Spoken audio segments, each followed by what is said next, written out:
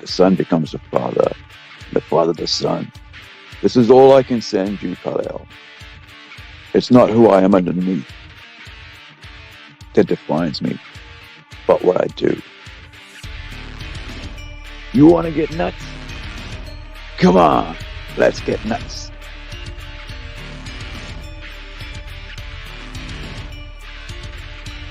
Just because someone stumbles and loses their path doesn't mean they're lost forever.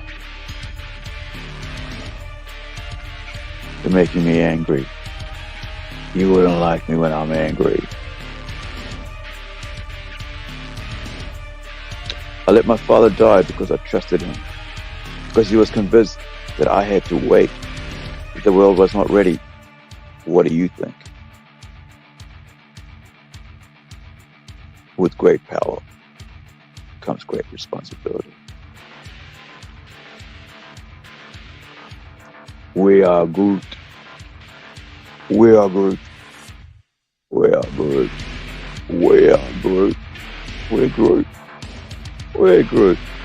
We're Groot. I'm with you till the end of the line.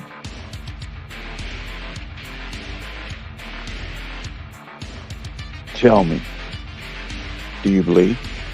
You will.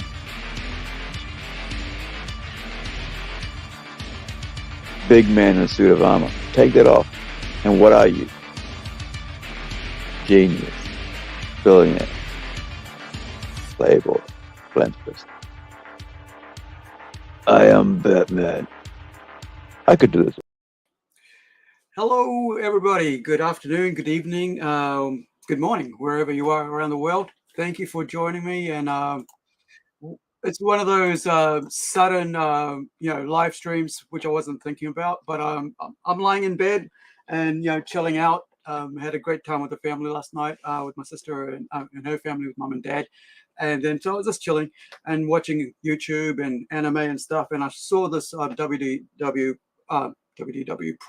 video, and they really do really amazing research. And one of the things, of course, is one is with the film industry, especially with Walt Disney and stuff, right? And so I was watching it. I was going, seriously, is this how bad this whole thing is? It's like, how is this how, why do people still support this company if this is how bad it is? If this is what they've been involved in, when they're actually breaking constitutional law, where they're actually and they're basically racists, right? It's like they use everything they can to get people to, buy their product, and then also, there's no merit-based thing. It's like, if you're a certain color, you're in. Here's a door. Just, I don't care how much, what your qualities are, what your education levels, like what your experiences are. Come in.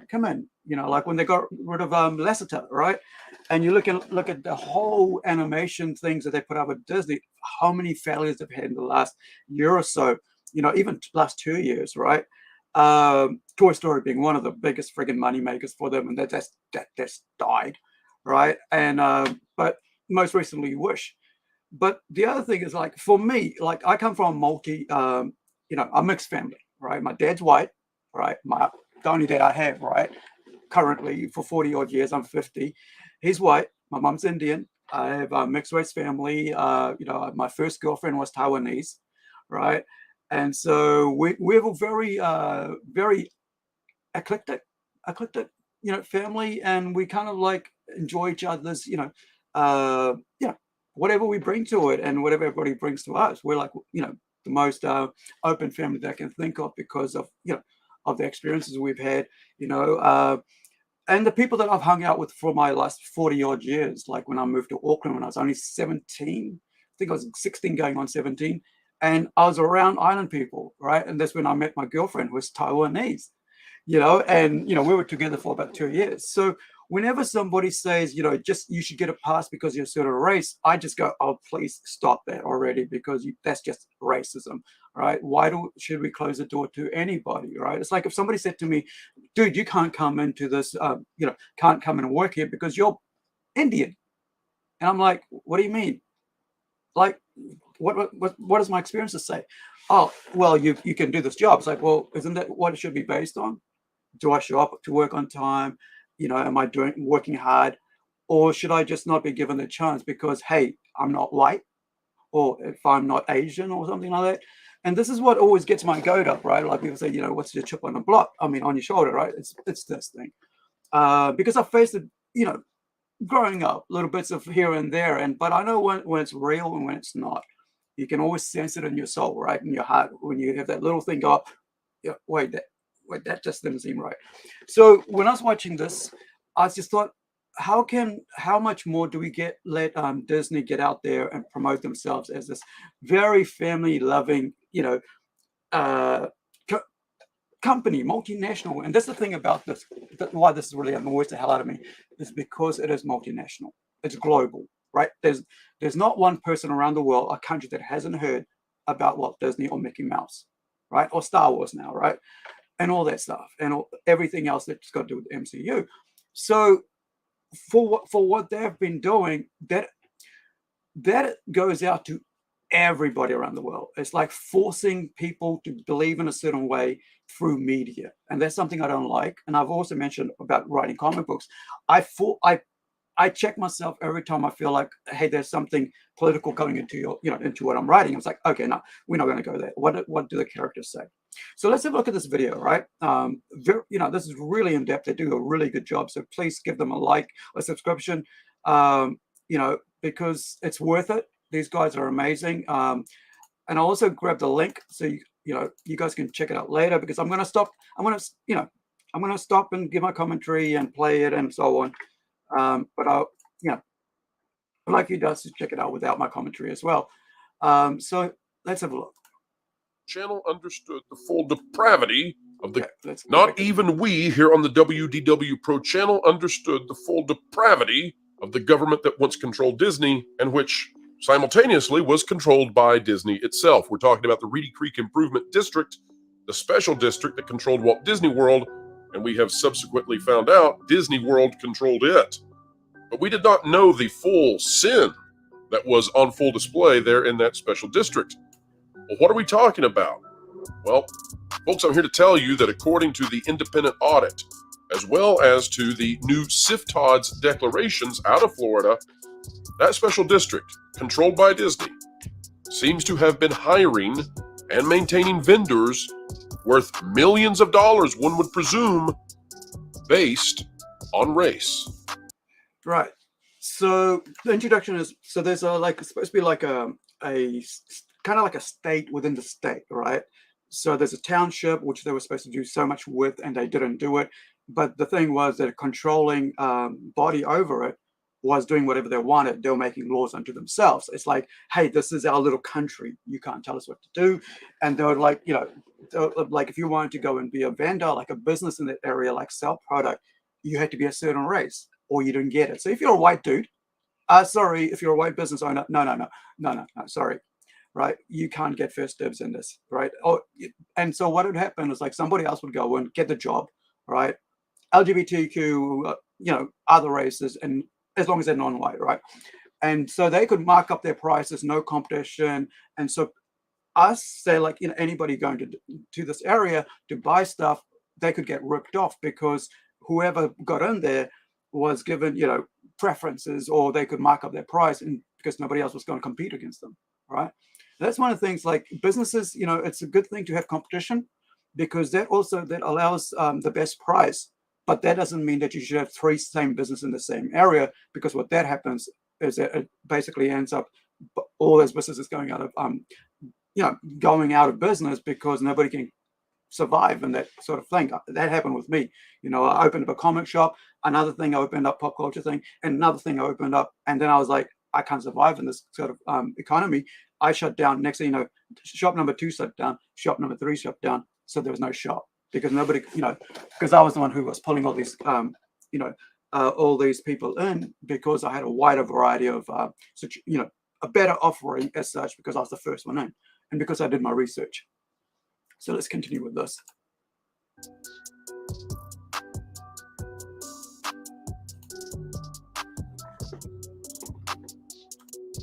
Hello, folks. Welcome back to the WDWPro channel, where we believe in merit, we believe in meritocracy, and we believe in you, and we believe that you're the kind of person who can reach their potential. But you cannot reach your full potential unless you believe in the merit that you have. Right. And merit is something that you can go out there and achieve, and that gets you closer to your potential. Right. And I have a feeling that will make you feel better and better, but that is not something that Disney apparently believes in. And that's amazing, coming from a company which needs to thrive and survive in a capitalist society. Surely the Walt Disney Company believes in meritocracy.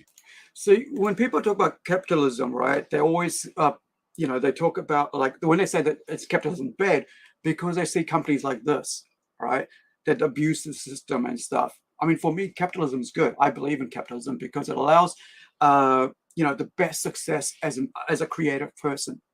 Because I believe that if I'm left alone to be creative, I can create so many awesome things. And I think because I can, compete against other people as well. That means I'm not held back from creating what I want to create, offering what I want to offer. Like, you go over to some places where, like, okay, let's just say China, right? It's communism, right? And it doesn't matter wherever it is, North Korea, whatever.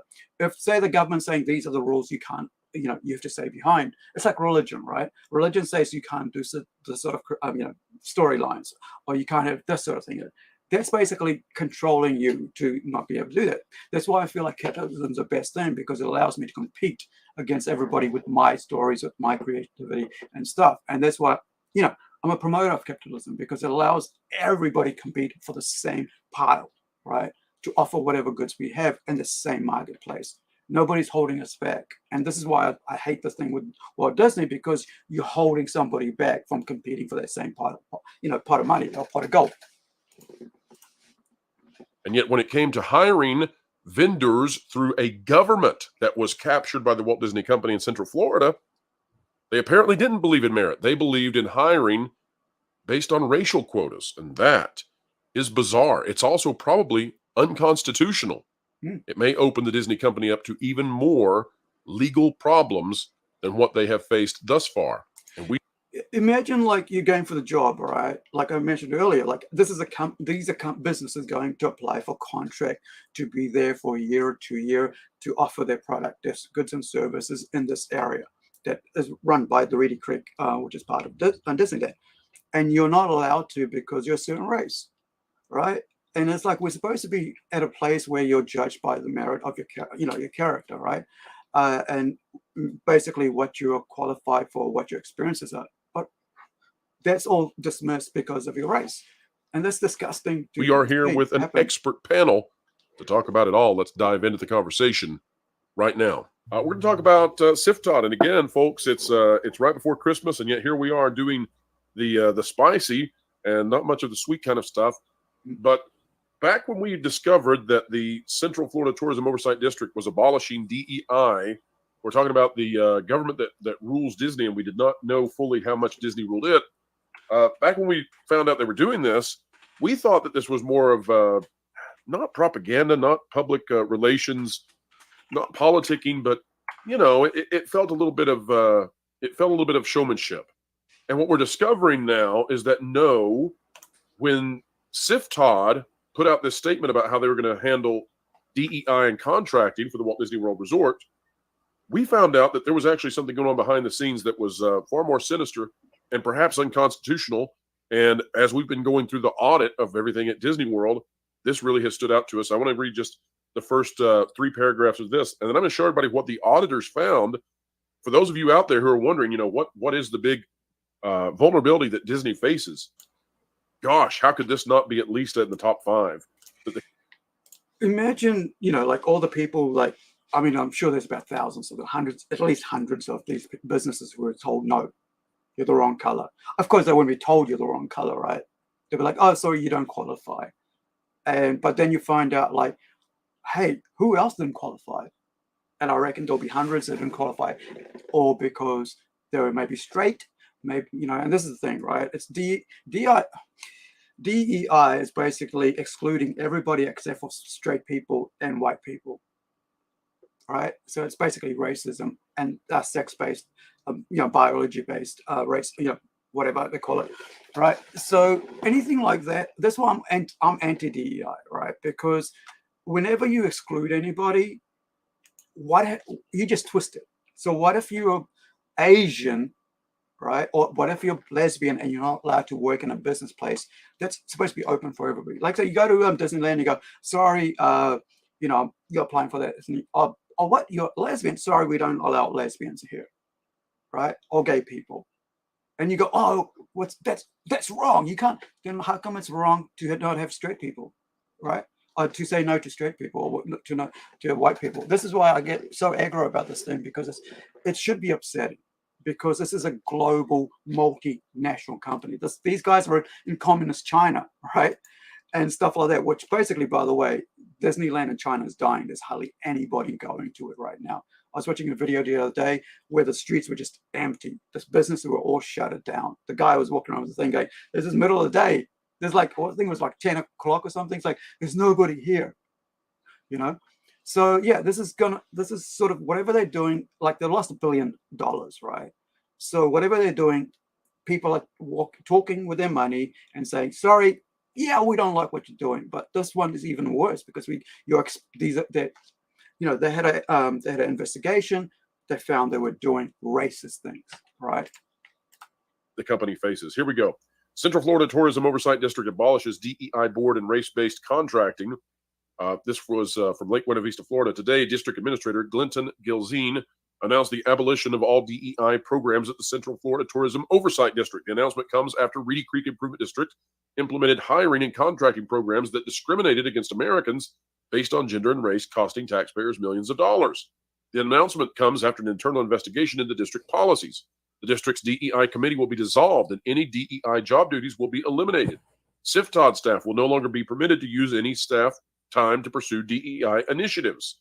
And what all this comes down to is apparently CIFTOD, the government, which was controlled by Disney, had gone back to olden days we'd all like to forget, where they were actually taking into account the color of your skin in terms of who they were going to hire. But it gets worse. Ladies and gentlemen, please open your textbooks to the CIFTOD independent audit, and you are going to need to go to page 10, page 8.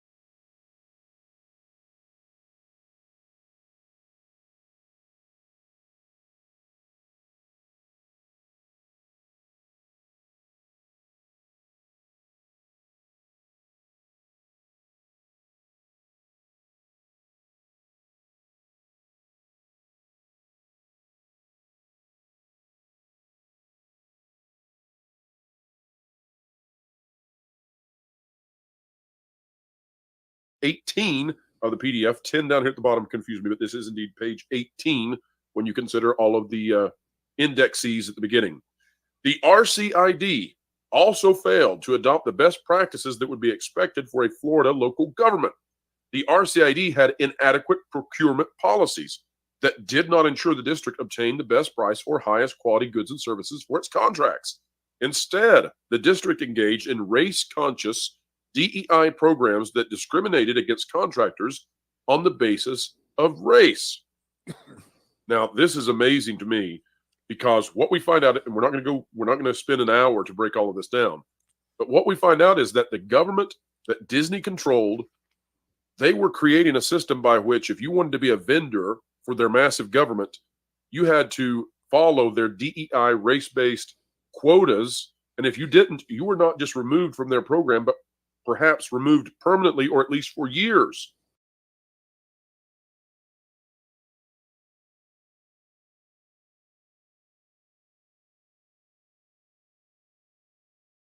So next thing you go for a job, and next thing you know, you're on a blacklist, right?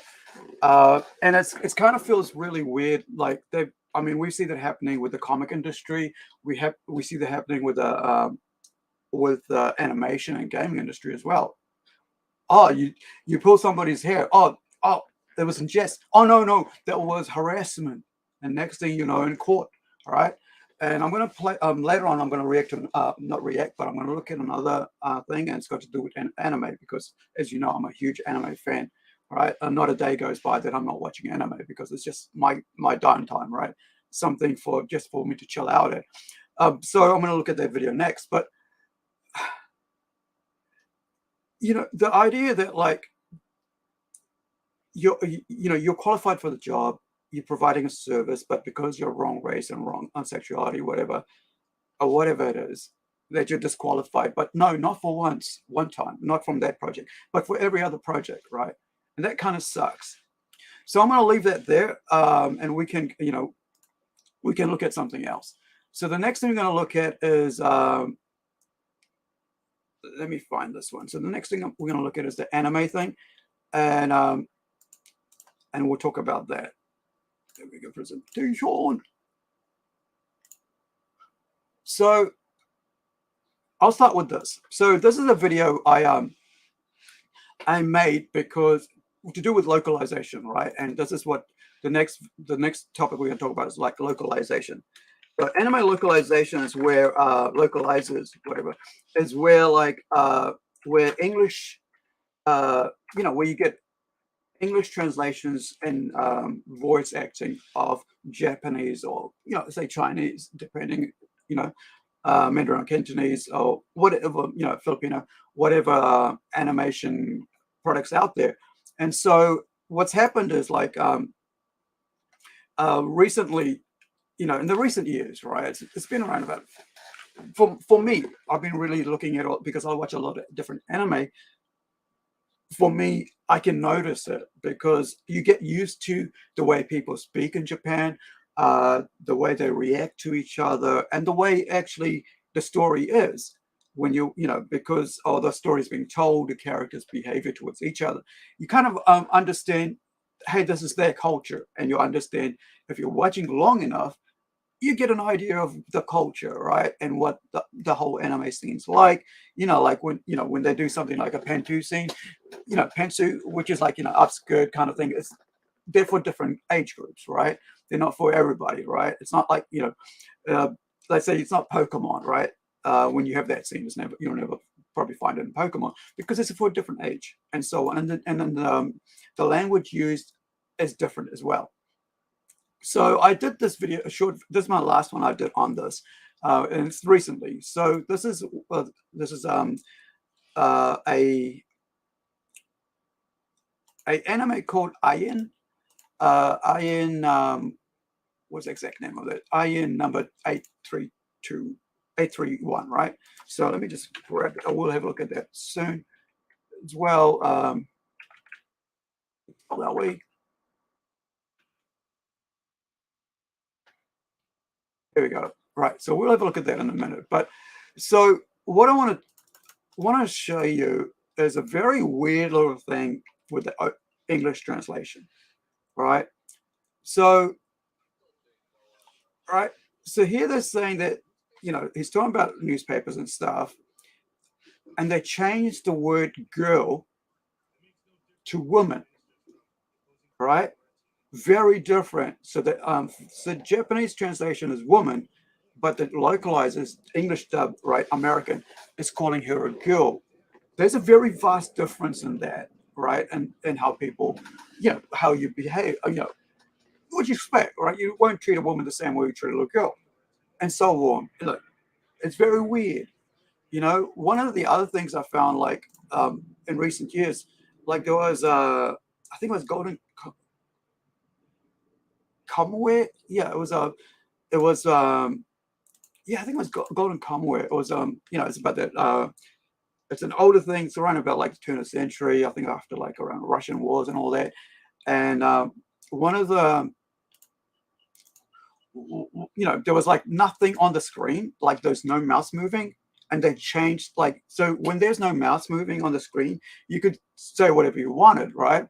I mean, you could say whatever you wanted, but like what I mean is, like, if it's in Japanese at that point, you just do it in Japanese, because you don't have to like lip sync it, right? And for those of you guys who don't know, I have done filmmaking, spent 3 years, got a degree in it, and so I understand about lip syncing, making sure the words are right, the translation's right. So when you see nothing, nobody, no mouse moving, you go, well, why do they change the script for that? So I found that very weird, and like, and so I've noticed that every now and then, because like I said, I watch anime just about every day, because it's my jam, right? It's just something I enjoy. It's my free time. A lot of people play games. I don't play games because I've got hand injuries and I'm not really good at it, because my hands don't move, fingers don't move the proper way they should, like normal. Even though my friend's got a one hand, right? He's way better at it and clocks all the games. Yet I'm useless at it. So I don't try to. But I have a PS2, I have an Xbox, and lots of games, but I still don't. But I'm a game collector, right? So here's the response has been. So after a decade or so of American localizers, Western localizers, upsetting fans, English-speaking fans, right? Of twisting and putting their own ideology, putting their own gender-based dialogue in, putting their own sort of like, like Western or especially American, because most of them are localized are American, like dub voice actors are American, where they change the words for the Japanese meaning. They put American slang in. They don't use a lot, they don't, that's kind of okay to a point. But where they change entire words, like I mentioned earlier on, where they change the word on the screen from like the subtitle being woman to girl, like I said, very, very freaking different, right? And like, and then they changed, they cut scenes out, which makes them like, I think it was like, was it like fire, done with the fire thing? They had, I watched so many movies, I forget what what the titles are this time. But there was like the firefighters, and it like made the guy out to be a creep. When you watch the entire thing, there's nothing about that. So they do all these weird things with Japanese anime. And so after a while, everybody got tired. Japan's gotten tired. They got tired of getting complaints about the translations being bad, about the dubbing being bad. So now we've got this issue come up, right? So let's have a look at this. So this is from Bounding into Comics. Give me one sec. So Bounding into Comics, Spencer Bakulai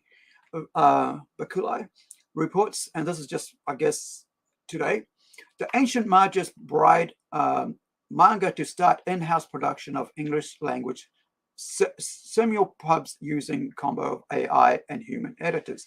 Now, so this is the result on the manga side, right? But it's going to be the same result on the Japanese side. So recently I heard that they're actually getting English-speaking Japanese people to come and voice the language, right? Like the translations in-house.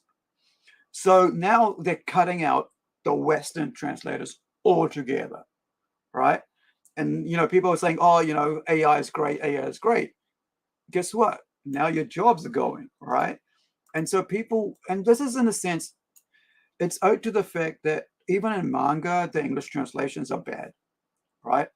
So you found that, like, if you go online, you find that fans translations are way better than the actual translations that you pay for. Like you just, let's just use this as an excuse, right? I haven't even actually gotten around to reading this yet, right? But let's just say there's a manga, right? So there's your manga, and the English translations in here are bad, right? Because they put, just like with dubbing, with English dubbing and stuff, subpar, kind of maybe lazy, or maybe they want to push their own thing in, right? And that's the thing.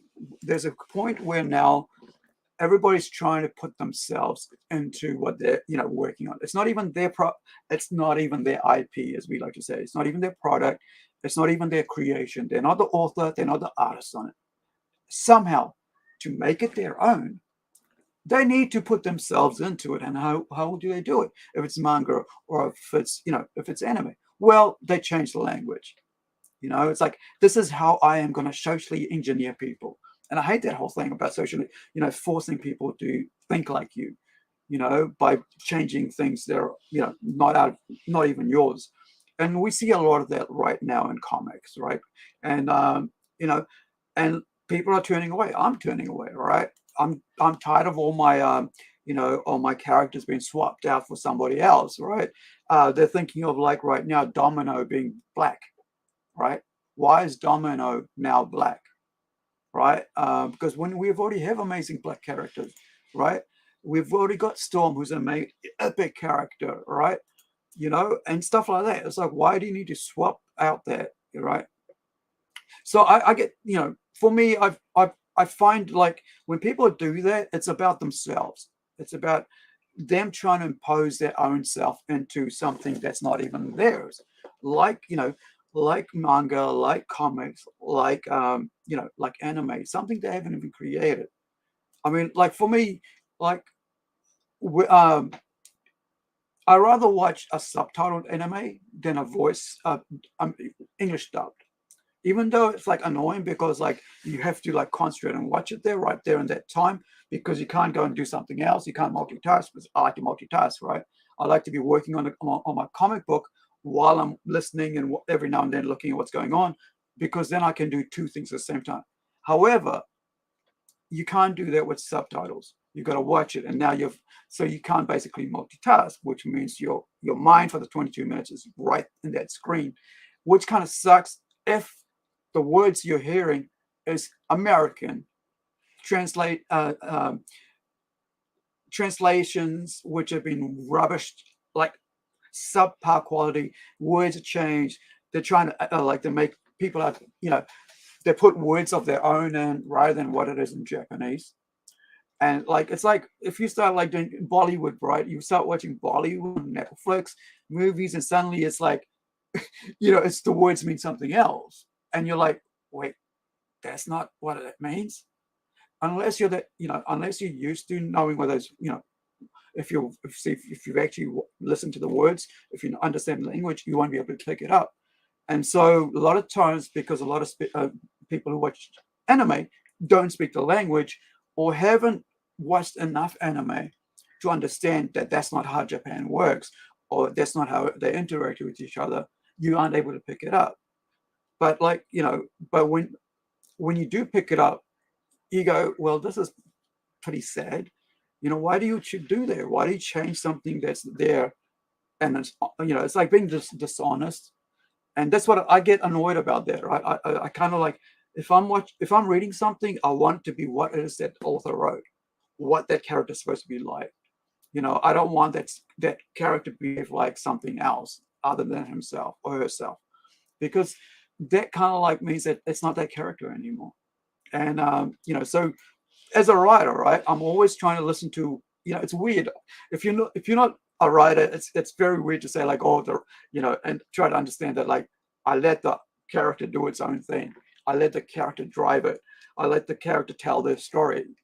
But if you're not alright, you'd understand. It's like if I've got a if I've got a little girl, I got to make sure she behaves like a little girl. Like if she's 7 or 10 or something, her language, the way she speaks, and the way she treats her mom or dad or her older brother or her little brother is totally different. Because people behave in different way in different situations, and their relationships are different to each other depending on their age and in the environment they're in. However, if every character you're doing behaves the same way, it becomes boring. It's like you can pick it up. Like you don't know why, but you can pick it up, right? And you can usually pick up something's wrong. You don't know why. Like for years, I was like, there's something wrong with Batman. I just don't know what's wrong with Batman. I really don't know. Why don't I like Batman anymore? Right? I've been reading Batman for like the last 20 years, and I don't know why I don't like Batman anymore. It was like about 2018 when I realized this isn't Batman anymore. This is somebody else. And then find out it's Tom King. It's friggin' Tom King. Tom King's trying to be Batman here. And I'm like, yeah, I can't handle Batman anymore. So I'm like, at the moment, I'm kind of like, I don't read that much anymore because every time I pick up a book, I'm like, I should be writing, right? Or creating something. So one of the things, I'm kind of getting into where it's like I support more indie creators now. Already got a book. My first book for starting now is a let me find it. I'm going to show you because it's really good and it's really cheap if we're overseas, right? I wanted to show you guys. I was going to show it next week, but let me find it. Where are you?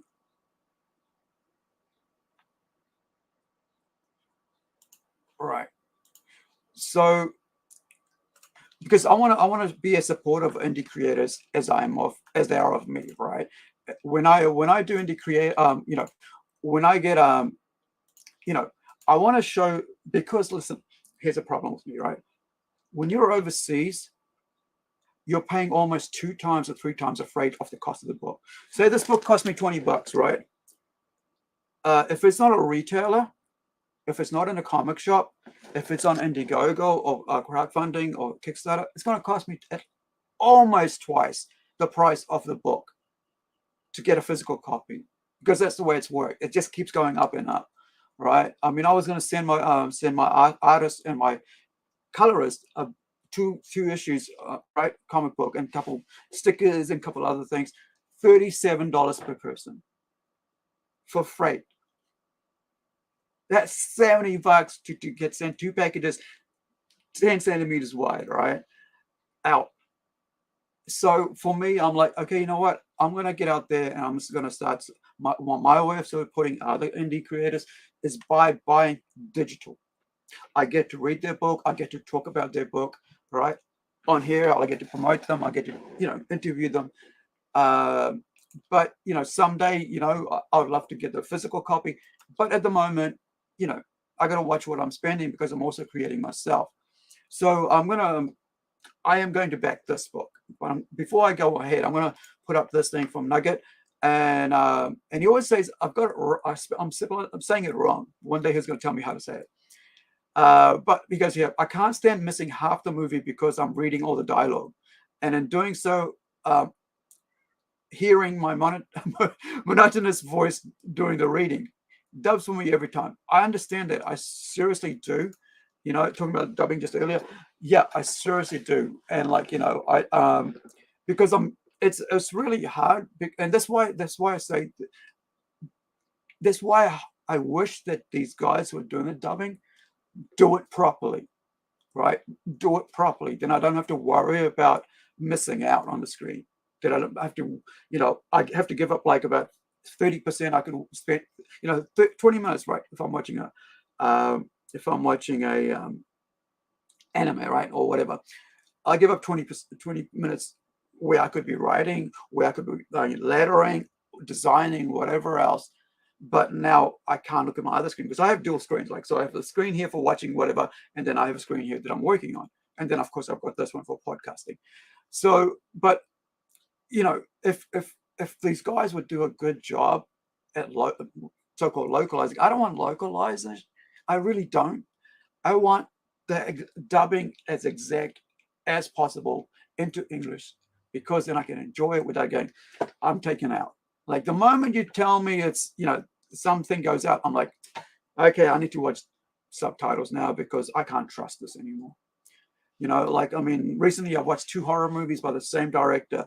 I had to watch subtitles, and it's way better than watching dubbing, because even though it's horror and you got to like pay attention, it was way better because I could get in their language, what they're meaning and everything, and the translation is good. Now, let's have a look at the indie scene, right? So this here, I'm going to pop myself down so you get a bigger screen. This is, of course, let me see if I can bring this up higher. No, it's not going to give me that. All right, so this is called Water Wars 2288, right? A post-apocalyptic tone poem. I have no idea what that is, but so here's the thing. This is why I think it's really cool to, to be able to offer PDFs, digital versions overseas, right? If if you're in the same country, it's cheap. It's only going to cost you a couple bucks, whatever, less than $10 to get it to you. But if you're like us on the other side of the world, it's expensive, right? So I saw this pop up the other day, 2 days ago, I think, on my feed, because I'm friends with Timothy, right? Timothy Beefling, right? So I'm friends with him, and I said to him, hey, look, it came up on my feed on Facebook. I said, listen, man, I'm looking at this. I like it. Whoops. I like it. And tell me, is it, what am I buying here, right? Am I getting for this one here, right? This one here for $5, am I getting just the one shot, right? I mean, the first issue, or am I getting the whole trade? Or do I need to go this one, which is like $24 for New Zealand, right? So it's $8 here. This is a difference, right? So it's $8 for New Zealand, right? Which is pretty good price for a complete PDF. It's a good price for single issue as well, right? Or you can pay $24 here, and you get the the extras and stuff. And he said, look, he replied back to me and said, listen, this is the best deal you can get on it. So for $8, which is US $5, you get the complete 4 issues, the first 4 volumes, right, of this book. So the artwork blew me away, right? I love this artwork. Everything's amazing. So I'm gonna put this in the chat here, so you guys can check it out later. And so let's have a look at the little video they've got up here. It works for if you're doing this, but I mean, a lot of people don't pay attention to video.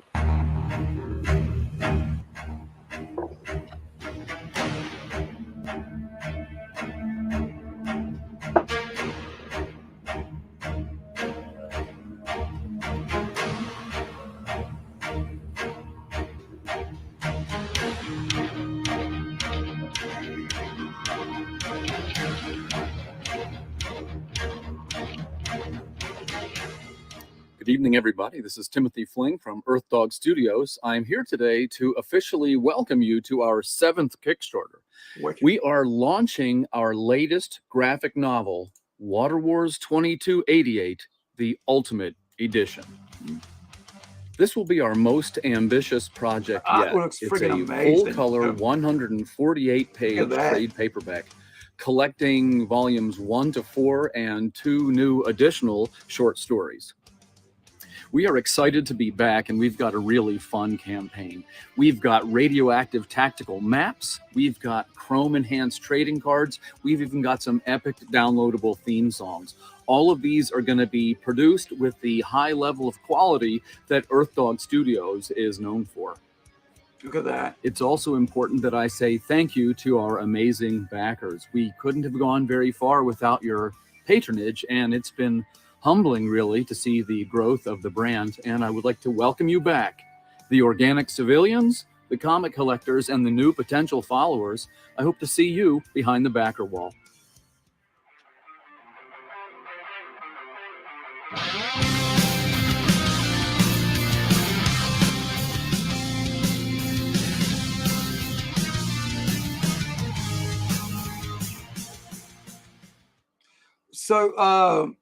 So far they've got like 6,500 New Zealand, right? I don't know, like what they were after. Usually doesn't, tells you what, what their goal was. So, you know, oh, was it like goal was, here we go. The goal was basically $4,000. So, they made 2.5 extra, which is really cool. But why, something like this? I mean, like, look at the amazing work on here. You you can't go wrong quality wise. I mean, these guys really put everything into this book, all right? The creators there, and I it's just amazing what you can see. This one, like the other day. I mean, look at the freaking artwork, man. I love this. Myself, like, as we create our own comics. I love our artists because, like, I mean, the art they turn and I always get blown away. And because that's why I always appreciate artists, because I'm an artist, right? I don't do drawings or illustrations anymore, but that's what I started out doing. Now I've turned into, like, design and stuff like that, lettering, and sometimes I do color. I color the artwork as well. But I mean, it's I always admire the illustrations, and that's why I always hold comics in such high regard, right? That's why I have so many friggin' volumes of hardcovers and trade paperbacks, floppies, like bins of them, right? Because this is my first, almost like music, and like, but let's kind of like my first love, right? So I really appreciate what has been created out here right now. And the other day, Ben Dunn said, indie comics is what punk was to music, right? It's like we're the outlaws out here. We're the guys out here going in your face, right? This is the work we're doing. We're doing new things. We're doing amazing stories. We're telling stuff that's not being told out there, And I'm forcing myself to be a better writer every time I write a book, right? Every time I create a character, I'm forcing myself to make it better, and if it's not good, I will throw that away and do another one, So, I think, indies where it's at. Like, if you want a good quality, good story, indies where you're at, where you want to go to get what you want, right? So if you look at the stuff they're offering here, it's worth checking it out. Like, seriously, this is an amazing, amazing work. And, you can't go wrong with this. And I'm just so, that's why it's like, I had to ask the question, like, this is going to be my first Kickstarter back going into the new year, right? Because, it's, for me, like I said, I can't afford 2 times the freight cost, and I'm not sure a lot of people outside America is the same thing, right? We can't afford that, but we can afford to buy the PDF, right? Because we can put our, if you're a comic fan, like me, over 35 years of being a fan, a reader, and collector, you kind of, you want to back the indies, right? Because you see them doing great work, like we're seeing here, but it's hard too, because the price of paying freight is keeping you out of backing them. Well, do what I do. Buy the PDF, right? And if you like it, talk about it, share it, because it's not going to cost you anything to go share 2-3 seconds, right? And promote that, and it's out there. And but I think that's one amazing way to support the indies, is by just sharing, whatever that's been created, links and stuff. If you see it come across your Facebook, there's some amazing talent out here that we don't see, because the marketing money isn't there. Like, I mean, if I had 100,000, I would have all the 5 books that I've been planning to get out, they would already be out, right? Because it won't cost me that 5,000, 100,000, whatever, to get all, to do every issue, because that costs around about, like, say, about a full volume costs about $20,000 to produce, because you got to pay for the printing, you got to pay for the artist. In my case, I'm the letterer and designer. Otherwise, you'd be paying for the letterer and designer, or the inker, right? I mean, sorry, the artist, inker, or colorist, right? Whereas with me, it's 3-person team or 2-person team if we're on the black and white, where the artist does the stuff, the pencils and inks and designing of the characters, and I do that everything else, right? Whereas an end credit girl, we're doing like there's 3 of us with Hugo doing the colors. And colors, man, bring the book to life. You know, I mean, you can do black and white books, but like, look at how amazing this cover is in color, right? You know, it's just such an amazing book. You know, and plus, you know, saying that you get a bonus book, a bonus story, and so on. You know, but like the talent, you know, it's such great artwork. So I'm gonna show you guys what we, you know, and ending here, because I don't, you don't want to hear me talk for too long. So this is the latest book that we've got out, right? It's $2.99, right? It's like $5 New Zealand or something like that, or $7. I have no idea what the currency rate is there right now. Usually I'm always checking the currency rate, but the last month or so I haven't been paying attention because I've been podcasting more than like looking at the finance side of things. So that all got jammed up, didn't it? That's weird. So there's a link for it in chat, right? So it's only $2.99 for a black and white 28 page. I think it's 28-page comic book, right? Yeah. So it's 36 pages altogether. It's got about 4 pages of extras. Lets you know what else is coming up, but it tells you the making of the book, you know. But it's a black and white. I mean, Francisco Conti, our Italian artist, he's already working on issue 2, right? And I'm so excited because I get to work with a very talented, skilled person. You know, you guys have, you know, if you guys have looked at our, let me just find this here. If you've looked at our, you know, the community post or whatever they call it on the community thing on our, you know, I will bring this up. I'll show you some of the work we're doing there. But I mean, you know, basically, you know, we've spent months, you know, I think about 6 months working on this book. So this is one that we're currently working with, about 5 pages away from being finished. Where are you? I think we've got some. Here we go. This is like issue 2. He came back this the last couple. I think it was yesterday. I found it, or the day before in my email. He's changed the character a bit. So this is issue 2. The character's been designed for Robot Nation, right? So you can get like, so I did the first issue as a standalone, but I wanted to be like a, you know, people going, oh, you know, I want to try this book. Let's see if the artwork or the story is good, right? So I said 2 short stories, have a taste, right? You know, go to McDonald's, have a hamburger, and see if you want the Big Mac, right? So he's working on the next story, which is a 2-part story. So issue 2 and issue 3 will have like 20 pages each. So it's like a 40-page story between the 2 of them. So, and then each one, every issue we put out will have a short story about 8 to 10 pages as well. That's complete. So that way you're not going, oh man, you know, I didn't get a complete read.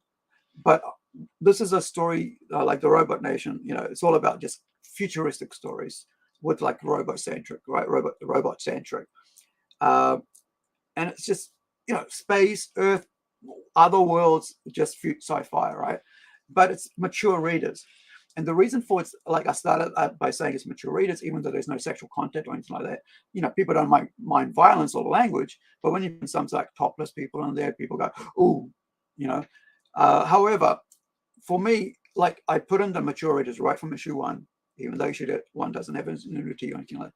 So that if I did have any other body write it, or if I decide to, and we're going to do some mature content, then it will be there. And you've already had the warning from issue 1 that it's there. So you don't suddenly find some weird crap happening in the comic and go, dude, I didn't sign up for this, which we see in Marvel and DC right now, right? I didn't sign up for sex scenes in, you know, in the friggin' in my Green Lantern book, right? Or in my X-Men book, you know.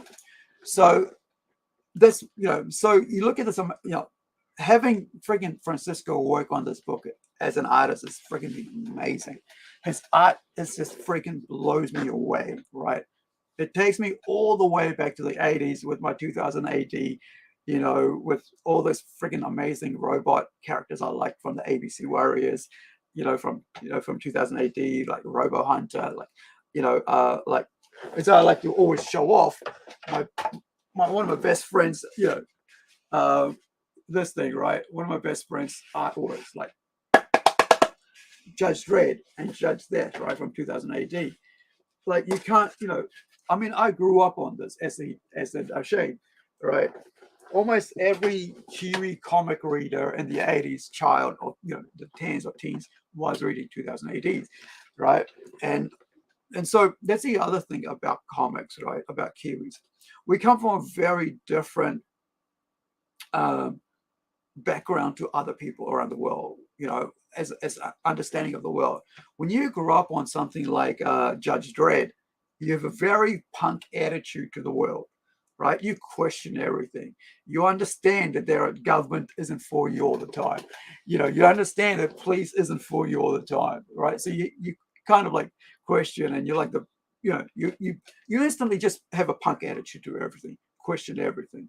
However, then you get introduced to other comic books and so on, and you get a nuance to your to the outlook to life. And so a lot of us, Kiwis are very nuanced people, and I love that about ourselves. Doesn't matter who comes in, as long as you assimilate to the Kiwi culture, which I just hope everybody would. Like, you never go to a country and go, I want my little Fiji here, right? My own little Fiji community here. Yeah, well, you're going to be very shallow, right? If you don't go out of your way to to learn what the Asians are doing, what the Maori people are doing, what their ideas of about life and things are, what their beliefs are, or the Europeans, Pakeas, Dalmatians, right, in New Zealand, or Swiss, whatever, right?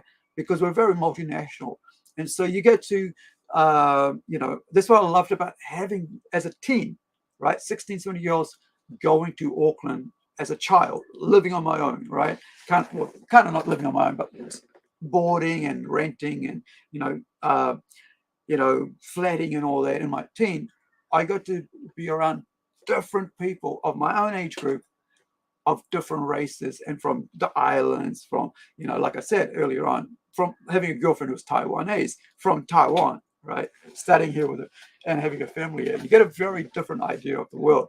And so I think for me right now, I appreciate the fact that my publisher is American.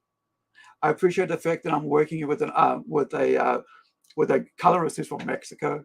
I'm working with another artist who's from America, and then I'm working with Francisco, who's from Italy, right? We've never spoken, voice, right? But we've just emailed each other, and we actually are on the same, because we love what we're doing. We, email back each other, and we get to see, right? We kind of like get to see these characters come to life. Because we love the medium of comics, right? And so I think the idea that the whole idea that like the other day I was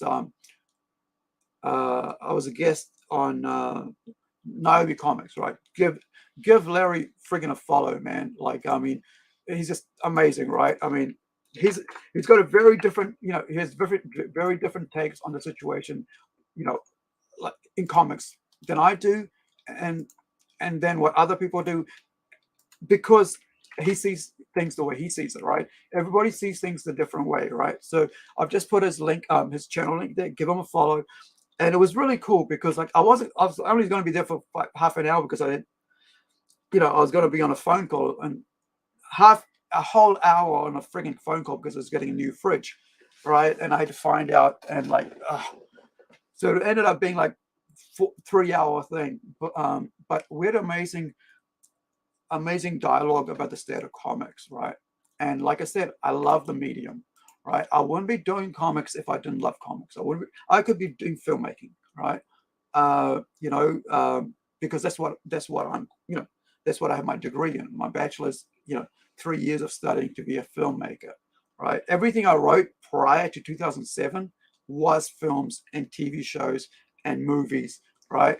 Like, I mean, I wrote a friggin' 10 episode sci-fi series, 45 pages each, which is like a minute. Like, it's like a 45 minutes, which is like a TV 1 hour because you're allowed for 15 minutes of ads. So you write, each episode is like 45 minutes, right? The rest is just ads and credit. So I wrote 10 of those while I was doing my friggin', doing my filmmaking course, and while working part-time for 2 jobs, and so on. But so I'm qualified to that. But when I had my car accident, it was like, I can't do filmmaking anymore. And I was like, you know what? I should just do comics. Maybe that's the way to go, because if I get to still tell stories, I still get to write scripts, yet I don't have to rely on too many people. I don't have to show up on set, because I was showing up on set, right? I was like there in the weekends, like holding a camera, doing continuity, directing. And then I was like, yeah, I can't stand up it long enough, right? And so I can't do this anymore.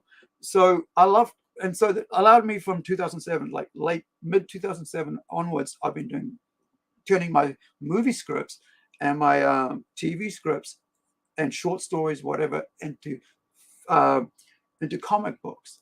And so, like, the other day I posted, I have like 20 years of stories already written, because I spent friggin' about 5 years just writing stories, right? I'm a prolific writer, right? So basically, I write 4 pages to 10 pages a day. And the reason for that was because J. Michael Straczynski, actually, I just put the friggin' hardcover away, writer of Supreme Power, Amazing Spider-Man, for Doctor Strange, because I have a whole container, right? One of those freaking containers here, you can't really see, but it'll mess up the webcam. But there's a huge container just full of J. Michael Straczynski's comics, like almost everything's ever put out, right? Apart from the ones he's done it recently, because like I said, I've stopped buying modern comics. But he said he did 4 pages a day of script writing. And at the time he said that, when I read it, I was like, dude, I'm doing 6. Like, while I'm going to school, doing 8 hours at school, while I'm doing 4 hours at part-time cooking food for friggin', the restaurant, for all these people, like 100 people at night, I'm still in my downtime writing for 6 pages a day, right? And so because of that, I have so many stories. But the problem now I've got to turn them into friggin' comic books, movie scripts that have to now become comic books, and it's like, it's kind of like annoying, because you see it as film, but now you got to come and turn it to comic books. So I find it easier if I just go, you know what, I just write a new comic book story all up. So when you see like with the Robot Nation thing, right? With this one here, the first both of these stories, if I remember, oh no, the second story is brand new, right? Just written this year, and the first story was written as a 12-page story that's now a 22-page or a 20-page comic book complete story, right? Which is Robot Nation itself. And so that was like a short story and turned into a comic book script, right? And so the great thing about working with Francisco is that he's so talented that he would design brand new characters for every short story. So imagine me doing 10 friggin' short stories, and they're all brand new characters, right? Like, I mean, I look at like the background characters, some of the robots he creates, friggin' original characters, and like, you can, they're just like in the background. And I'm thinking, you know what we should do? We should have posters of every single one of those characters or cards, so they can see them as like little, trading cards, because they're so amazingly designed. And when you look at this, $2.99, right? It's only $2.99. You're not going to break bank. You're not going to like lose a lot of money. And, it's like, it's $5, right? New Zealand, I think.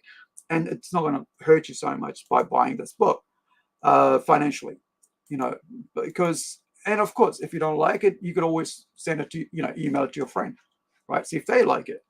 But I mean, like, I'm the kind of guy that buys it, even if the comic is bad, I'll still bag and board it and put it in my container, so it's always there, right? But we're gonna produce this next year on Kickstarter as a print comic book.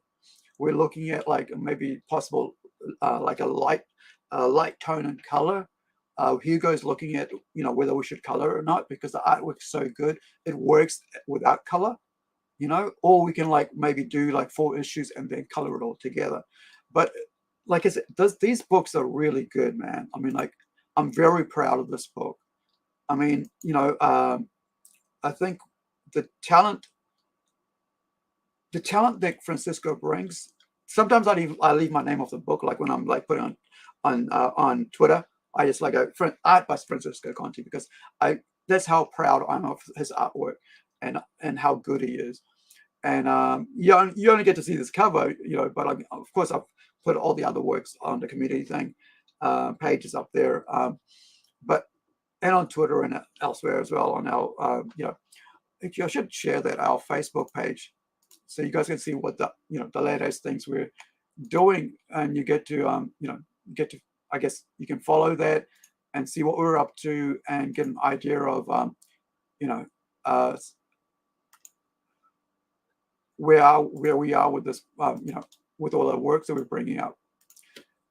So there's a link there. You guys, Plungins there on Facebook. That's our studio. You can see that. Follow that, like it or whatever. But you'll see the current work we're doing. I mean, like, we've got a page we're finishing off, Alienated Alliance, right? Which is let me just jump into our homepage.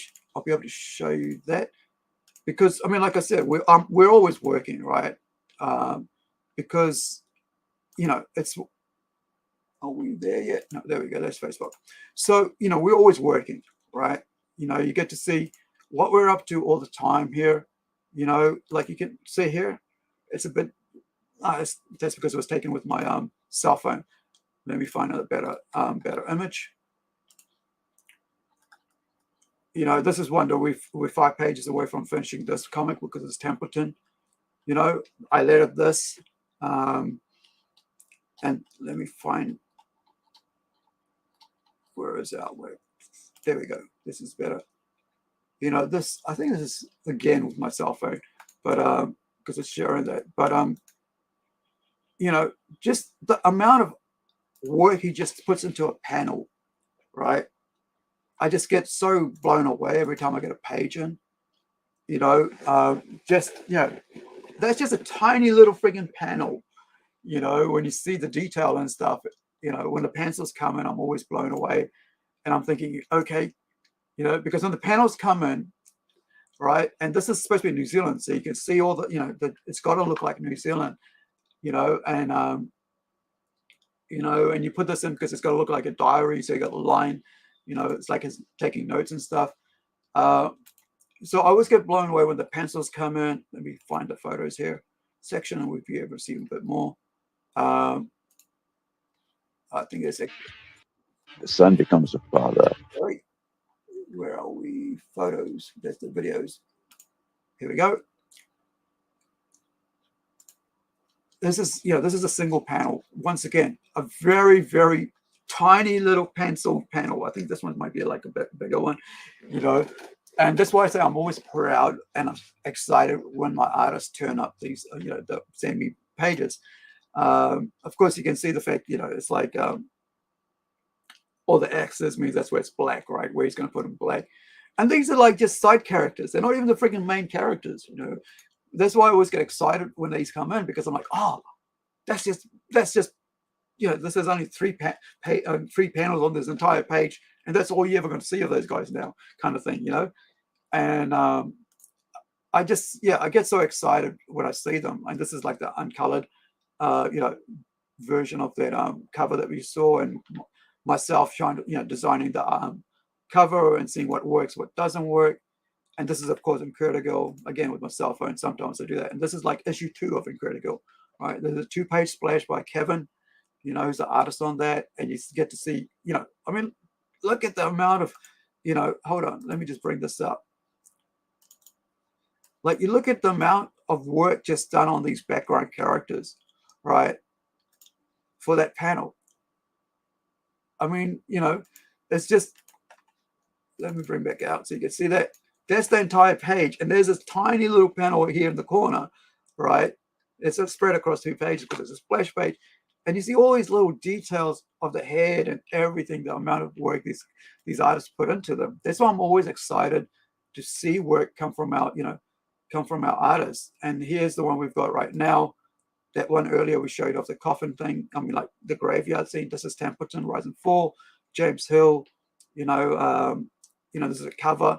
And this is, I did this special, we planned this out so that this cover here is going to like be set up as 6 issues, right? Because it's a 6-issue comic book. So it's if you buy cover A, you know, a lot of time people go variant covers and you'll get the interconnectedness. So if you buy cover A, every single cover of those 6 covers is interconnected. So you got 3 up top, 3 down bottom, but they all connect into one picture. But they're all standalone covers as well. So we planned this out like last year as we were doing the covers. I said, you know what we should do? We should do this as a thank you to our backers. Like, you know, something that everybody does, like, oh, you got to buy the variant cover B or C, you know, so that it all connects and you'll be fine. And I said, no. What we should do is butt that idea, go against the flow, and do issue 1 as like, buy issue 1, right? $10, whatever it is, and you get the interconnected covers of each issue, right? And later on in time, you know, we'll offer it up as all 6 covers as one, right? But like, you get every issue of a cover of every issue will be a cover that interconnects with everything else. And it was amazing. Like, we planned it out, and he gave me these mock-ups, and like, it was just so cool, man. You know, it was just so exciting. So, you know, this is one of the cards designed by for our and we're gonna. I love this so much. I'm gonna put it as a variant cover for issue 2 because it's this was done especially as like a collector card. Yeah, little cards you get, trading cards. And Kevin did an amazing job. This is actually a planning stage we did for Red Dot, which I've done 290-page scripts for. Francisco designed a character here.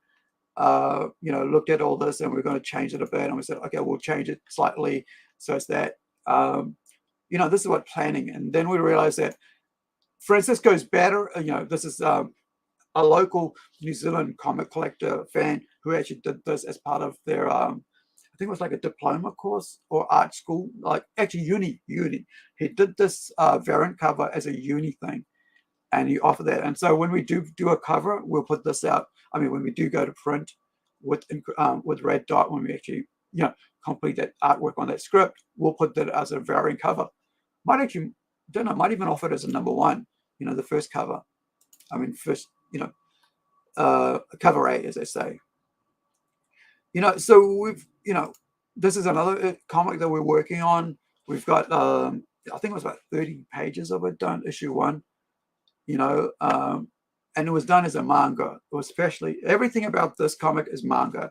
It even reads, you know, even reads left to right, right to left, sorry. You know, and it's, and so you're reading from the top, like from like top right to the bottom left, right, kind of thing, or side, you know. But it's something that I've wanted to do forever because I love manga and I love animes, you know. And yeah, thanks, Nugget. Appreciate that, man. Yeah, and we, you know, when we did did the covers for this as well, you know. Oh, yeah, here's that page from earlier, right? This is the lettered page. So I lettered this. Hugo's right now coloring this. This is issue 2, right? You know, you get to find out what's going on in issue 2, you know. So, you know, we call it Unified States of America. It's a very different world, you know, USA, but it's Unified States. So it's different. So, you know, it's the great thing about, and this is the original kind of like the title I had created for that, for Robot Nations. This is one of the panel. I think it might be the one full page. I think, yeah, this is a full page of that from issue number 1 of Robot Nation number 1, volume 1, number 1. You know, and this is the Tortoise, which is a manga one that we were doing. We still got 2 issues to finish on this, and I wanted all 2 issues finished before we release it. We're looking at coloring this one as well, you know, and we're waiting for this one to come out after the Templeton Rise and Fall comes out, because even if this is completed, it kind of like, it feels out of place because it was written in a different sort of sequence. The reason for that was that Hal, And this is from Templeton, the one I was showing before. It's from this one here, but it's Rising 4. And this is by James Hill. And James Hill's, of course, did a cover for us. So, this is, there is, of course, Templeton here, and the Despacento, one of the 2 lead characters from this one here. And we're waiting for another 5 more pages. And our artist basically, this is the religion we've got, right? We create a whole new religion for this world, right? The Holy Polyhedron is the name of the dominant religion of the Plunge universe. The way they, the way they do things and stuff, and everything about the design of the cross, religious crosses, whatever, the way they talk to each other. So creating comics, and here you go to the planning, So if you follow our page, you get to see all the stages of us creating the comics, and you get to understand how comics are made. If you've never, kind of never understood the process, you get to learn that as well. And we show that as we go to the stages. This, of course, is James Hill, of course, he's, like I said, artist on this one here, Templeton, right? Doing the artwork. And this is me dropping the colors in, just so that we know when the colorist comes to color, he knows what tones that we're using of the color. So you see that, and then you see that, right? Because the rest of it's white, apart from the hair and all of that. But that's the color of a suit, a costume, And then you also get to understand, what Incritical is about, what the Plunge universe is, by following our page, right? It also, this is from Robot Nation, issue 1, right? This is page 9. You get to see how we change what we change, how the work is done. And this is Robot Nation from issue 1, right? Check out the artwork, man. When I say, this is why we go mature reader, right? When you see stuff like this, right? Horror scenes like that. That's why we say it's mature reader. But later on, it allows me to do whatever else we want with it. So you can see the difference to the inking, right? Let me bring that down a bit so you see the whole page. So actually, let's do that. So you see the whole page, right, in inks, and then you see it in pencil, right? The amount of work. This is what amazes me about illustrators who are trained as comic artists. They can picture what's going to be black and what's not, right? And that's why I hold comic artists in such high regard, because it's a skill itself, right? Because you look at how amazing that is, knowing where it's how it's going to look. Sorry, I'm going the wrong way again. How it's going to look once it's inked when you see it in pencil, right? Just look at that, the tones and stuff. It just blows me away, right? And I think it's just such a, it's such a cool, just, the tone, their gradients, whatever you want to call it, the shading, it's just, yeah. And the fact is that, of course, Francisco would have had to go and look at a whole bunch of New Zealand fauna, and see if it looks like New Zealand, right?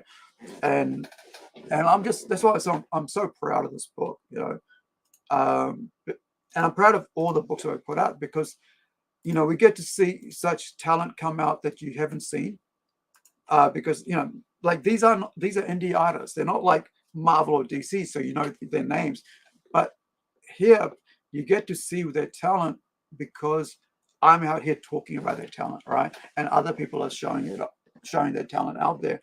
And all the other indie creators are out here saying, hey, look, man, look at what I'm doing. I'm just as good as those guys that you're paying, $10, $15 on, at the comic shop. But because there isn't a multi-billion-dollar company behind them to waste hundreds of thousands of dollars on promoting it, they're not known that well. And I think this is why I decided to go all full bar on podcasting and really promote indie comics, is because I want to be able to show you guys stuff that's out there, so much amazing quality, right? So, stuff like this, right? For today, right? So I'm going to concentrate on one thing when we do podcasting at a time, one book at a time, right? See, not sure why it went. Let me go back to that. Will that do me the start? Here we go. So Earth Dog Studios, right? So you guys, you've got this amazing talent out here, right? And I think the amazing thing is that they deserve your eyes, your backing. They deserve your finances. If you're buying a freaking substandard quality modern comics from Marvel and DC or whatever, whoever's putting it out, and you're annoyed because you're not getting your X-Men the way it should be, then why don't you just go back a PDF? Especially if you're overseas like me, right? And you can't afford a freight cost. Why don't you, just go back a PDF version, right? $5, $10, whatever it is. At least it's gonna arrive in your inbox, and you're gonna be able to read it wherever you are, And I think, at least you get to see something fresh. You get to see something new. You get to see something of just as good as anything out there, right, in the mainstream. And I think the fact that we don't have the thousands and thousands of dollars to waste on on advertising, the only way we can get it out there is people share or buy the PDFs or buy the or back the crowdfunding, or people talk to us on their podcast or whatever, or the other, or you have if you're doing a podcast, whatever, you invite those creators on, and I'm getting ready for the new year, right? Like having people on the, as you guys know, that I like to talk for long hours, right? Like 2 hours prox with creators one-on-one on our Plunge Pop page, right? That we do on the Sunday New Zealand, Saturday US. So where we get to see, and you get to learn about those individual creators. What motivates them? You get to hear them talk about it. You don't hear, you don't get to hear what somebody else says about them, right? You don't get like them, got you moments. You hear them talk about it. I try to be really, when it comes to, interviews, I try to be really cordial as much as I can, because they're guests. Like when you invite somebody to your home or to your podcast, you're not there to do a gotcha moment. You're not trying to have an argument with them. It's not like a panel thing, right? Panels, you can like do whatever you want. But when you're doing one-on-one, I really want to know what makes people tick. And I love that. I love that one-on-one, right? You get to see those interviews, right? And it's under the Plunge Pop thing. Might as well find it while I'm here. And you guys get to see that that whole, it's a whole let me get see. It's the whole where's the playlist? The whole playlist, right? So we did a whole bunch of those. And then I do the whole wisdom thing, give us 5 minutes of what you think is the, what you believe, what is your what's your what do you have to say about what's about what you're doing, so Plunge Pop is that main thing. It's a bit more about doing that. I've been blessed, that's the best way I can put it, right? I've been grateful and blessed by having such amazing people come on. People, like, time is money to these people, right? They could be creating, they could be on other places. So I'm quite appreciative of people coming on the Plunge Pop interview thing, right? Because we get to hear them. We get to hear what they have to say, what their journey's been like, because I've been on other people's show myself, and like that, where I had my friend, right, who I've known for 3 years, asking me, and he didn't even know a lot of things he didn't know about me, because I hadn't told people about that, because nobody ever asked me about that. He hadn't asked me about that, and why am I doing comic books? What's the reason behind it? Why am I not doing this, what not that? And I think that's the thing about having podcasts now, the long form, interviews and stuff. You get to listen to people talk about things that interest them, how they got here, right? A lot of time we don't know how people got there, because we just see, oh, I just created this thing, and you read it and go, oh yeah, that's great, and put it away, But then when you see them talk about them, like the other day, I was watching, I think it's Aaron Lopresti. He had Rob Liefeld on, right? He had and I was watching that interview. I think it caught the last 2/3 of it, so I might have to go back and watch the first third on live stream. And listening to Rob, right? He's such a fun dude. Like you listen to him, he's joking and it's cordial and it's just amazing, and it's just so you know this guy is very onto it when it comes to the whole comic business because he's been out there for the 30 odd years, and to know that I'm looking at a guy that gave me so much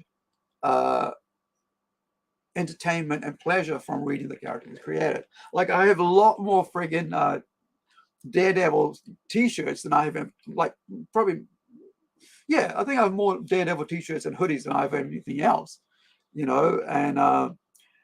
and never mind the comics and stuff, right? And I've got the first issue of Daredevil's appearance, Deadpool's appearance, Deadpool, right? Deadpool, right? Appearance, first appearance, second appearance, right? And probably third appearance as well, because I enjoyed that character back in the 90s when he first came out, and I loved it so much. I bought it because when I lost my first collection in the fire, I bought it again for $120, right, about 10 odd years ago. And I think, when those people, people like Mark Miller, when Frank Miller speaks, when Rob Liefeld speaks, I want to listen because I know these guys know what they're talking about. And I remember when I was contesting about whether I was wrong about what's going on with Batman, like in 2018. I was not a live stream, but a panel thing with all the writers of Batman on. Like there was this 80-year thing or something, and there was Tom King and there was Frank Miller. I think there was a couple other people, right? And Frank Miller just turned to Tom King was mouthing off, right? He thinks he knows everything, so he's talking away, and he goes, and then Frank Miller just turned to him like, "You don't know Batman. You don't know Batman." And I was like, yeah, that's it. This is why I don't like Batman, because Tom King doesn't know how to write Batman. And I was like, dude, I thought I was the idiot in the room, right? I thought I was maybe there's something wrong with me, why I don't like Batman anymore. The comics, I mean, right? Because it doesn't seem the same. And so I looked down and I'm like, yeah, Tom King doesn't know Batman. He has no idea because, and then Frank Miller goes and tells him, because when Batman walks into a room, he is the smartest person in that room. He knows how to get out of that room at the drop of a hat. He's got his escape plan planned out. He knows exactly where his costume is if he needs to run out of the room, right? When you see the scene when he's I think there's when Joker turns up, right? Next thing you know, Batman's not there, Bruce isn't there, and he comes back in as Batman. Nobody knows where's Bruce, all right? But because he's got a friggin', he's got a little cabinet with his costume in it in that room, right? Like Wayne Towers or whatever. And so, it's how he's going to escape and everything. And you read a friggin' Tom King book, Batman seems like an idiot, right? So, as someone who loves Batman, and it's got all this friggin' thing behind me and all these comic books everywhere, DVDs and all that, it feels, and the hats. I just got this Christmas yesterday. My niece bought me this hat yesterday. That's why I'm wearing it. It feels wrong to say that somebody doesn't know Batman when they're writing the freaking, they pay hundreds of thousands of dollars to write it, because it's it kind of feel like you got to keep buying it unless something, in case a new appearance of some stupid character appears, it might become a big thing. But really, I think there's nothing new they can do in Marvel and DC anymore. There's nothing there. After 80 odd years, there's nothing new story you can tell. So the only best place you can look for new stories is out in the indies. Like I said, people like me, but not always people like me. There was other people, right? New stories from other people, because they come up with new things. Like when you create new origins, how these people get their superpowers, right? I've got one story in my head I haven't thought about for ages, but we've got a new artist coming to us, right? We've got an interview in the new year. And I'm thinking maybe I'll give this comic story to that character, that guy. It was only this morning. I was just out of the blue, haven't thought about it for 6 months, right? It's like, yeah, that would work. Maybe this guy can do something amazing with this superhero story, which is totally different. Like there's no kind of like, aliens gave him the power, or meteorite gave him the power, or there was like some sort of like gene splicing gave them power, right? Just something totally weird. And I've been working on it, and I think I wrote the first 20 pages. And so you got all these brand new characters and stuff, right? It's kind of more like a cop drama superhero thing, but it's actually, it's like having a group that pleases the superheroes kind of thing, but like, kind of like the boys, but not the boys. It's weird. But I hadn't thought about it for 6 months, but I'm thinking I'll try this new artist on this because I've looked at his work. I thought it'll be interesting to give him something new and see what he can create because it's new for him. So it's not like something he's got to work on that's part of some other things I've already done. It's something that he can create that's interesting and that he has a hand in creating, and then we can put out something interesting there. Of course, it's going to probably take about 6 months to come up with the first issue because you create all the characters, back and forth, emails and all that, interviews, making sure that, that we're on the same page. All this process goes on before you actually see your first page work. That's why it takes so long when you're creating comic books. And a lot of people don't know that. Like most of these comics that are coming out tomorrow, like Wednesday, has been planned 6 months ago, right? That's why the time it hits there, they've already got the next one coming out, next 3 coming out, and they can't change it, because it's already, if you got a dud coming out with, like Snowflake, and internet fumes, right? Or there's a new Warriors thing I just thought of because I saw someone talking like YouTube the other day, weird characters like that. Where is that character? Like I thought it was going to be the biggest comic book ever, New Avengers, Safe Space, it's like the most wokest comic yet. That's why I think like the indies, right? The indies are the place you want to go to for new, fresh stories, right? Stuff like this, stuff like what we're doing with Rising Sun Comic, and I'm not the only one there, right? There's so many other amazing stuff over at Rising Sun Comics that a lot of people don't know because once again, it's the money, right? It's the promotions. It's like trying to have the personnel out there to promote it all the time. You got like the other week I talked about this, put the short video out. You can check it out about this book that I think is really good, man. I think this is one of the best comics we've got out that I haven't made. Just want to let you know that I haven't written or created, right? That I, just the work that's gone into like telling you what's going on and stuff. And that's why, I put this, did a short video on that because I thought it was such amazing work on here. Of course, if you're into G.I. Joe, you get to read G.I. Joe fan comics, right? All that stuff. Another one that's really cool is, and I haven't talked about it, is this, Henry. Henry's really cool. The cantankerous, hamster. So, you can grab that.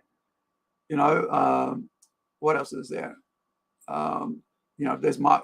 There's of course The Circle, my crime thriller drama, right? It's a 6-issue thing. That was one of the first comics I worked on. And then you've also got, I haven't read this one yet. I did back it on the Kickstarter. I haven't read this yet, but that's the next one I'll probably be talking about because it's a black white comic. It's pretty cool as well. The artwork's amazing on this one. This is Collapse, right? Some of the amazing stuff on this one as well.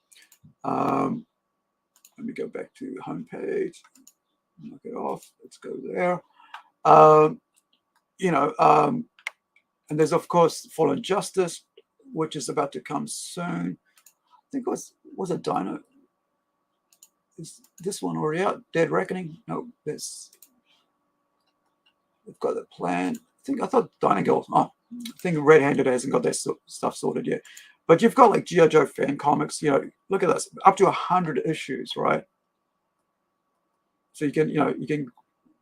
Let me see what's the latest one they've got. Like let's try 98. You got some like test pages, teaser pages, pencils. You know, of the upcoming stuff. You know, if you're into G.I. Joe, it's out there, right? So, and these are fan comics. The other thing is like, you know, I could tell you big news about G.I. Joe, but you know, I'm not sure if it's public yet, but you know, yeah, you know, before it went to, you know, Image. So there's Purgatory here. There's I think it's a trade paperback. This is quite a cool book. I'm not sure how far they've got, but I've read the first. You know, the artwork on this is amazing, right? Just the whole totally awesome style. Purgatory is a cool book. There's other books here as well. It's like, you know, is it under that? Oh, it's financial. Okay, so hold on. Let's go to. Here we go. This is a really cool one for all ages, right? So I'm going to adjust. This is a really cool book. You know, you can check that out. I mean, look at the artwork on this. You know, so good. You know, very detailed pencils there. Then you got the inks. You know, you can check that out. I'll put that link in there as well. So this is all ages. So buy for your kids. You know, if you want to try it out, buy for your kids. If you don't like it, but I mean, you know, it's all ages. So there's, you know, there's books where you like activities at the back and stuff. So that's pretty cool. But yeah, seriously, I mean, like there's so much stuff out there that we don't know about in the indie scene because there isn't that much money out there to promote all that stuff, right?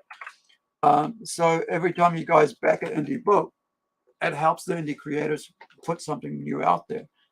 You know, I think, where is that one there? What's this one?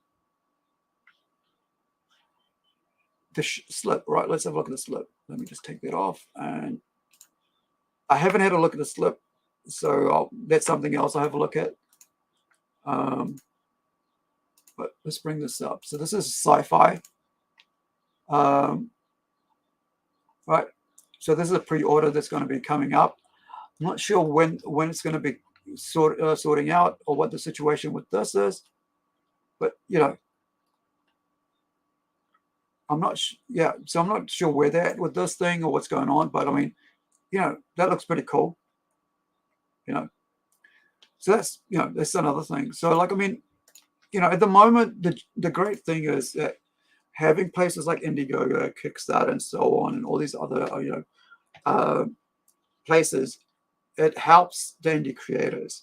But the problem now is like people are like, sadly, like a few years ago, professional comic book creators, right? That ones went for, you know, all the five top tier companies, right? Marvel, DC, Image, Dark Horse. What was the other one? IDW, and there's probably like one more out there somewhere. I can't remember. They would like trash. If you're an indie creator on crowdfunding, they would trash you. Go, oh, you can't make it in mainstream comics. That's why you're going to indie comics. However, the last 2 years, especially after pandemics, they've all run onto crowdfunding. And so now you see them within 24 hours because they have a name, right? People run and get it. Nothing to do with the book, whether the book is quality or not. And one of the recent books was like Bait and Switch, right? There was a Zorro, right? It was like, it's going to be about Zorro. No, it's not. It ended up being about his sister or his daughter. And like everybody's like, it's a Zorro book, right? And I think it's like Scott Snyder or somebody, like I can't remember the name, or like, you know, and like it got ripped apart, but he already got $100,000 by lying to people, I guess, rumor or whatever. Take a grain of salt, because it was supposed to be about Zorro, but it wasn't about Zorro. And this is like, you know, it's kind of, you know, but the thing about us out here who are like newbies out here in the industry, we tell you what it is. The book is what it is, right? It's going to be what it is. You see the pages. We're not out here just bait and switch you, you know. There you go. Yeah, Sean Murphy. Thinking I get, yeah, Sean Murphy, right? Oh, it's about Zorro. Let's go buy a Zorro comic book. not even about Zorro. So it's like, you know, when I hate bait and switch, you know, I think I got a most recent bait and switch like the other day. I'll show you something.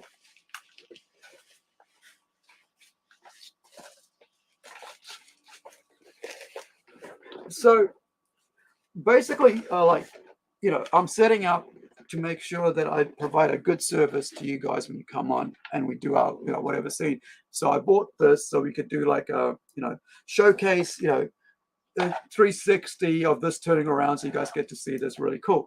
So part of that was that I also, which is, you know, works really cool, was part of that was I thought I was buying this from New Zealand company on Trade Me, right? And I, you know, and then I get an email saying, oh, it's going to cost you 14 days to get here. It's from China. Didn't know it's coming from China, because maybe I should have read the small print, right? And then, so everything's good. And then it comes down to, this is supposed to be like really, like, for me, I thought it was going to be really soft, like, have a look at this. There goes the Superman figures. So you see this, how easy that is to turn. So I thought it would be like this. So I could basically, you know, use this to put the, hook my webcam on. And so when I'm doing, when we're doing our, you know, me and Stuart doing our unboxing and, you know, our toy thing, that I could, you know, have it turn around on this and have, you know, come down, and it would be like, I could turn it over here and have the webcam here. You could be on the toys, right? So you could see this amazing, you know, all the cool little toys I have going around 360. Okay, so that's cost, between the two of them, cost me $50 New Zealand, right? It's about 35 US. However, I put this in here because this is where it's supposed to sit, right? And it's like, it doesn't even think. It's supposed to screw in there. I'm like, dude, it's supposed to lock in. So, you know, turn around.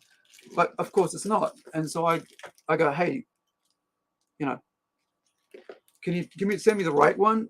And then I can, like, yeah.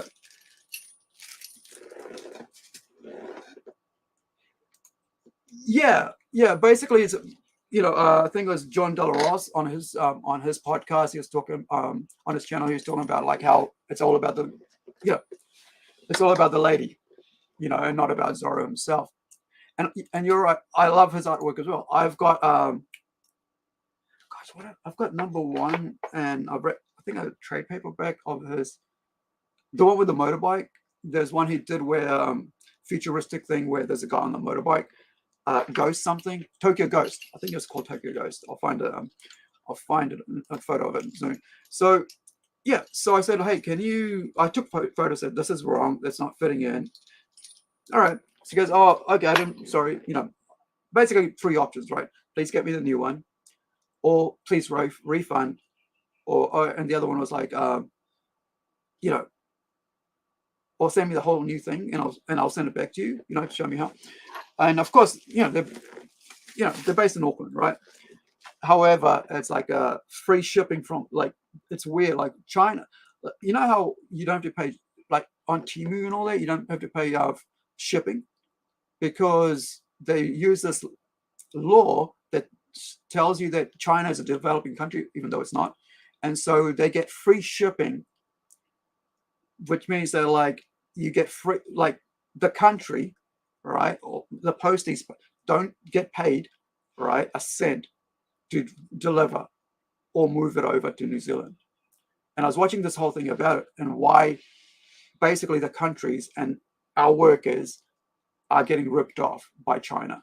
And that's why I was like saying, I don't want it from China. I would rather have it here. So, you know, it comes to me from New Zealand. And it's something I've been really looking forward to. I'm thinking about really hard about. Yeah, so he goes, oh, I don't understand what you mean. You know, I'm sorry you heard that. And, you know, and I said, look, so I had to do a video. Like, I did a 2-minute video going, doesn't fit, right? But that's, you know, that sucks, because, like, I really want to get set up and shit. Yeah, now I got to wait another month or to get the right item, because I don't want that, because it's not soft. You know, it doesn't bend easily. It's like friggin', you know, because that's gonna, like, if I want to do something quickly, I can't just go, you know, bend down. It's gonna be like, and, you know, and probably knock off the friggin' webcam by that time. But yeah, I love Sean Gordon Murphy's work. He's really cool. All right. I mean, that's what really bummed me out. It's like, dude, if you're gonna do something about something, do that thing.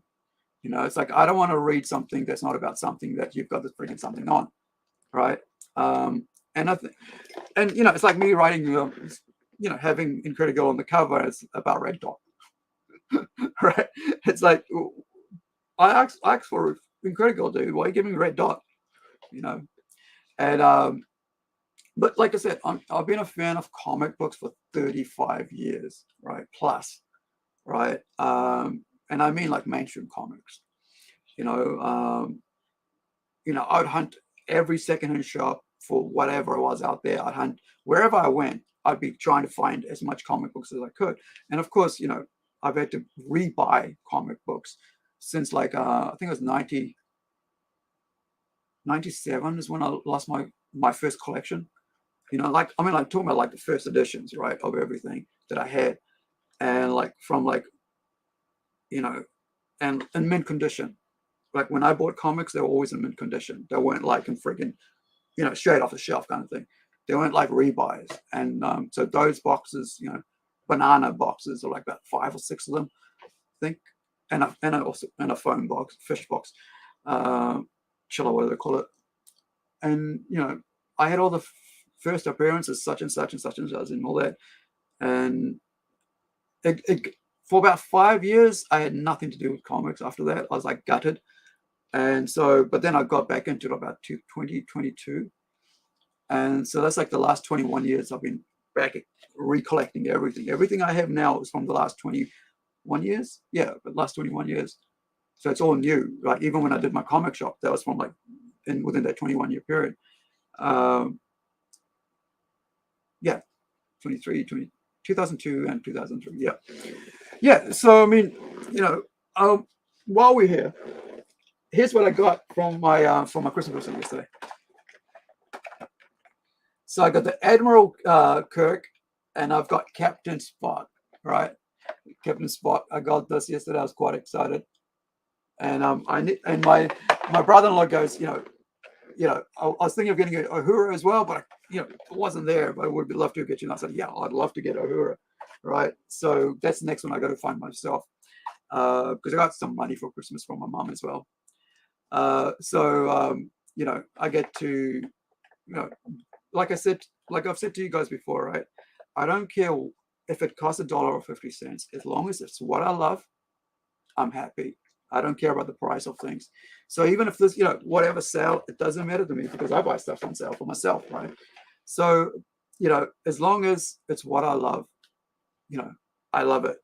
You know, I'm grateful, and I think it's a good way to see the world, right? If it's whatever you're passionate about and you get given that, you know, there's nothing better than to be, you know, to get what you love, right? The cost doesn't matter jack to me, you know, it just doesn't matter at all. As long as it's what I love, I'm happy with it. So today it's New Year's Eve, New Zealand. I didn't realize I've already been talking about almost 2 hours. So we'll finish off here. So but like today is New Year's Eve in New Zealand, right? I know it's the 23rd overseas. So for everybody, Merry Christmas.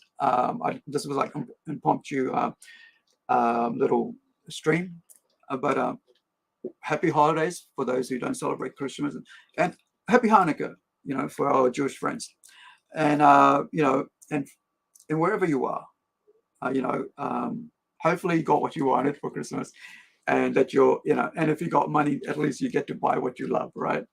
And I think that's the best way to go about it. Like if people don't know what to get you, just give me whatever, but it's great to get what you love, but also, this is the first year I didn't get to give anybody any presents apart from my niece who was her birthday, so I would give her some money because I had no idea what a friggin' 20-year-old enjoys or 19-year-old enjoys now, but are into, or female especially is into, but the thing was that I got told we're not doing presents this year. I walk in, right? So I spent all my money on fish, right, for dinner and lunch and all that. I walk in and it's like, there's a friggin' bag of presents there, and there's another bag of presents under the tree. I'm like, what's this all about? Did you guys lie to me? And my brother-in-law goes, you're the only one who listened. You know, nobody else listened to what they were going to do, and you're the only one who listened. So, you know, so I felt bummed out, but then I was like, okay, well, you told me what to do, and I did it. No presents. But like, so I ended up giving nobody any presents apart from my niece, it's her birthday this month. And so, but wherever you are, I hope you guys are a good one. And if you're in New Zealand, I hope you love your kai moana. You enjoyed your fish, you know, like I sliced up some snapper yesterday, didn't actually fill it out, didn't get to eat it. Man, snapper's so dear, dude. It's more dear than friggin' salmon. So, you know, we had salmon, but I bought because I put the snapper in the fridge to keep it cool, and then nobody pulled it out, or they forgot to pull it out, and so we didn't have snapper, so I brought it home. So I get to eat snapper on New Year's Day. But you know, we love our seafood in New Zealand, so you know, and we got to look after our seafood in New Zealand. Can't underfish, or what it's called, undersized fish. You know, and a lot of foreigners come into New Zealand, don't understand, right? You just go on the beach and you get it whatever you want, and I've seen that with the Asians, I've seen that with the Indians. So I'm not picking on anyone, just saying, you got to learn the rules when you go fishing. Know what the measurements are. Go into your fish shop, find a friggin' like a little, you know, like a rule thing. You know, they got a little picture of like, if you hunt, you know, if you fish for this is how big it's going to be, and so that our fishes are not depleted, right? And only take what you are needed, right? What you're allocated, because everybody else, otherwise, it gets fished out and you don't get to enjoy it, especially at Christmas. Everybody loves, because it's summer here, we love to go fishing, we love to enjoy our fish, and we're very, very, you know, seafood oriented people, as well as our beautiful New Zealand beef and lamb. So look after our fishes, right? And don't overfish this Christmas and all summer, but especially foreigners, dude. If you're coming to New Zealand, don't understand, go and ask, right? Grab a Maori fella or grab a Pākehā dude. Hey, what's the rules here? Because otherwise they see you, they're going to hit you up. Hey, put it back. You'll get that and go, oh, they're picking. No, those are the rules. Don't underfish in New Zealand. Anyway, ka kite anō. Have a good one, guys. Wherever you are, have a good one. Be well. Be safe. And we'll see you next week. Ka kite. Hey, Nugget, all the best down there in Wellington, man. Have a good one, eh? Merry Christmas, dude.